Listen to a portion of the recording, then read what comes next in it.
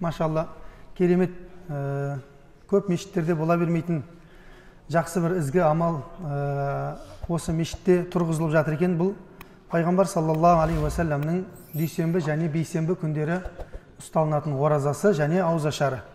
Алла разы болсын, ауызашар беріп жатқан бауырларға, ораза ұстаған ағайындардың Алла оразасын қабыл қылсын.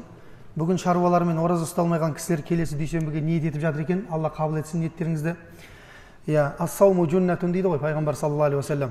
Бұл ораза деген нәрсе джунна дейді, қалқан. Тозақтан қалқан болатын ең ұлы амалдың біреуі бұл ораза. Алла тағала бұл оразамен пенденің жүзін 70 жыл тозақтың отынан алыстатып жібереді дейді. Бір күндік Алланың жолында ұсталған ораза пенденің жүзін 70 жылға тозақтың отынан алыстатып жібереді дейді. Қараңыздар, әр дүйсенбі, бейсенбі ораза ұстап өтетін болсақ, қаншама мыңдаған жылдар Алла біздердің жүзімізді тозақтың отынан алыстатып, ол яғни тозақтың отынан алыстатты деген сөз, Алланың рахымына қарай, жәннатына қарай жақындады деген сөз. Алланың разылығына алып баратын бірден бір ең ұлы амал бұл ораза. Жүректің тазалығына алып баратын ең ұлы бірден бір амал бұл ораза. Жүрегіңіздегі қаттылықты сезінсеңіз, екі нәрсе емдейді дейді, дұрыс па? Біреуі жетімдердің басын сипау, екіншісі көп аштықпен ораза ұстау дейді. Кейде біз жаңа неғып кететіміз бар ғой, дандайсыз.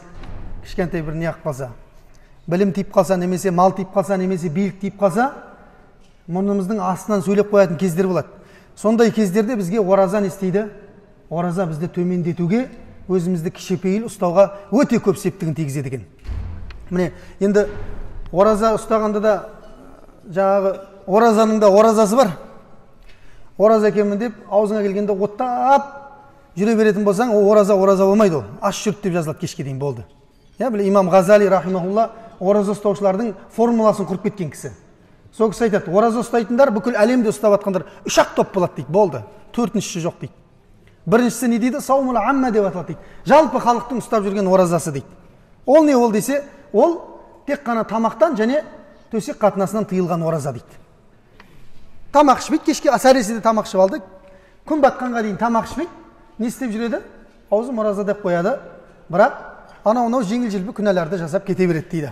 Жолда кездескен. Және не істейді дейді? Сонымен қатар әйеліне қосылудан тыйылады дейді ол. Бірақ ол өзінше ораза ұстап жатырмын дейді, оразасынан тек қана аштықтан басқа ештеңе қалған жоқ ол адамда дейді. Пайғамбар саллаллаху алейхи уассалам ешқайсының оразасы не емес дейді?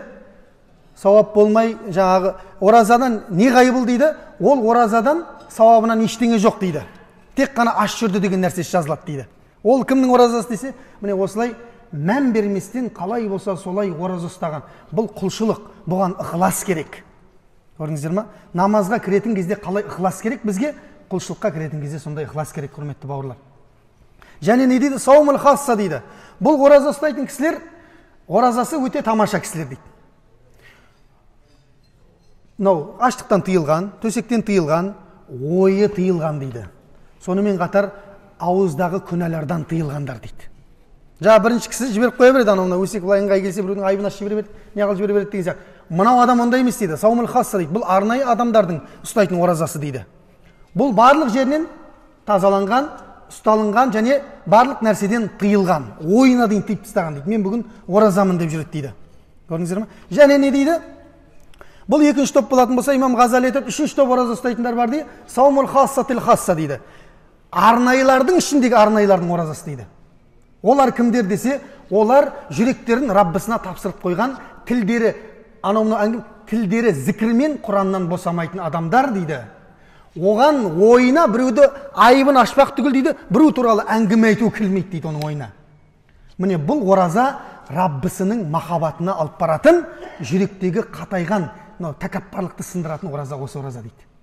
Міне Алла тағала енді мынау ораза ұстаған бауырларға бір ауыз насихат болсын деп оразаға кіріспе ретінде айтып кетіп жатырмын. Негізгі тақырып ораза емес. Жалпы енді мынау бүгін сәт түсіп қалып жатыр, ораза ұстап қалыпсыздар, біраз Алла қабыл етсін баршаңызды. Міне енді бір кісі айтқан екен жаңа, бұндай дастархан болатын болса ауызашарда күнде ұстаймын ғой оразаны деп.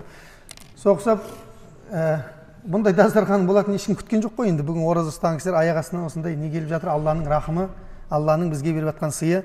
Хасан Басри рахимахулла білесіздер, өте ұлы табиғин. сол кісі қызметшісі екеуі бір күні ораза ұстаған ғой. Екеуі ораза ұстаса, кешкісін шамна жаңағы асырдан кейін енді қарын шорылдайды, не қылады, ол кісілер оразадан аузы үзілмеген адамдар ғой жалпы. Сол қызметшісіне айтады дейді, бір ауызашарға жақсы бір тамақ істеші дейді, бір нәпсінің бір несін берейік дейді ғой енді. Қызметші ұстаз айтты ғой деп, ой жарықты жаңа сорпаны да дайындайды, анан керемет қылып тамақ дайындап жатса, шамның уақытысы жақындап қалған кезде есікті қағады дейді біреу. Сөйтіп ашық қалса есікті, ар жағынан бір жесір әйел келіп тұр дейді, бірнеше қыздарын жетектетіп, осы үйден тамақтың иісі шығып жатыр еді деп айтады дейді. Ойбай, не істеймін дейді ғой енді, ұстаз не дейді, мынау не болады? Жақсы дейді, мына балашаң бәріне ме? Бәріне дейді. Ана істеп жатқан тамақты түгелімен алып беріп жібереді ғой. Аллаға тәуекел дейді. Бір кезде бағана тамақтың иісі шықпайды, ұстаз келіп жатыр, Хасан Басри. Қызметші, не болып жатыр?